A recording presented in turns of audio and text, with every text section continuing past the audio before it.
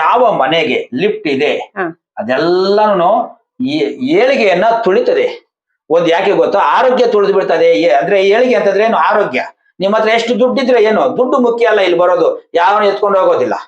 ಏನು ಆರೋಗ್ಯ, ಕಾಯಿಲೆ ಬರ್ತದೆ. ಈಗ ಫಾರ್ ಎಕ್ಸಾಂಪಲ್ ಈಗ ಇಲ್ಲಿ ನೈಋತ್ಯದಲ್ಲಿ ಇಲ್ಲಿ ಇದೆ, ಇಲ್ಲಿ ಲಿಫ್ಟ್ ಬಂದು ಇಲ್ಲಿ ಕೆಟ್ರೆ ಇಲ್ಲಿ ಈ ಮೂಲೆಗೆ ಯಾವ ರೀತಿ ಆರೋಗ್ಯಕ್ಕೆ ಸಂಬಂಧಪಟ್ಟ ಕಾಯಿಲೆ ಬರುತ್ತೆ ಅದೆಲ್ಲ ಬರುತ್ತೆ ಅವ್ರಿಗೆ. ಅಂದ್ರೆ ಹಂಗಲ್ಲ, ಇವಾಗ ನಿಮ್ ಮನೇಲಿ ಲಿಫ್ಟ್ ಇದೆ, ನೀವು ನಡಿತೀರಾ? ನಡೆಯಲ್ಲ. ನಡೀತಿರಂದ್ರೆ ಏನಾಗ್ತದೆ, ಕಾಲು ಗಂಟು ಕಟ್ಟುತ್ತೆ, ಅದೇ ನಡೆಯೋದಿಲ್ಲ, ಬ್ಲಡ್ ಫ್ಲೋ ಇರಲ್ಲ, ಹೌದು, ಬಾಡಿಗೆ ಎಕ್ಸರ್ಸೈಸ್ ಇರಲ್ಲ, ಹೌದು, ಸೋಂಬೇರಿ ಆಗ್ತೀವಿ, ಹೌದು.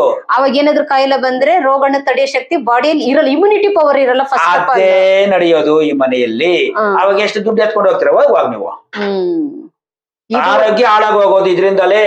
ಇದೊಂದು ಕೂಡ ಕೆಲಸ ಇಷ್ಟೆಲ್ಲ. ಹೌದು, ಮೆಟ್ಲು ಇಡೋದು ಏನಕ್ಕೆ, ಎಕ್ಸರ್ಸೈಸ್ ಮಾಡ್ಲಿ ಅಂತ. ಅದನ್ನ ನಡೆದ್ರೆ ಅಗ್ನಿ ತತ್ವ ಕ್ರಿಯೇಟ್ ಆಗುತ್ತೆ ಬಾಡಿಯಲ್ಲಿ. ಹೌದು, ಆವಾಗ ಜೀರ್ಣಶಕ್ತಿ ಚೆನ್ನಾಗಿರುತ್ತೆ, ಇಮ್ಯುನಿಟಿ ಪವರ್ ಬರುತ್ತೆ, ಕಾಯಿಲೆ ಏನಾದ್ರು ಬಂದ್ರೆ ತಡೆಯೋ ರೋಗಾಣುಗಳ ಶಕ್ತಿ ಅದ್ರಲ್ಲಿ ಇರುತ್ತೆ. ಕರೆಕ್ಟ್. ಇದಕ್ಕೋಸ್ಕರ ಲಿಫ್ಟ್ ಗಳನ್ನ ಇಡಬೇಡಿ, ಆದಷ್ಟು ಅವಾಯ್ಡ್ ಮಾಡಿದ್ರೆ ಒಳ್ಳೇದು. ಅವಾಯ್ಡ್ ಏನು ಇಡ್ಲೇಬಾರ್ದು ಅಂತ ನಾನು ಹೇಳ್ತೀನಿ. ಇದಕ್ಕೆ ಈ ಲಿಫ್ಟ್ ಗಳಲ್ಲಿ ನಾನು ತೋರಿಸಿದ್ದೀನಿ ಎಲ್ಲೆಲ್ಲಿ ಏನು ಅಂತ ನೋಡಿ.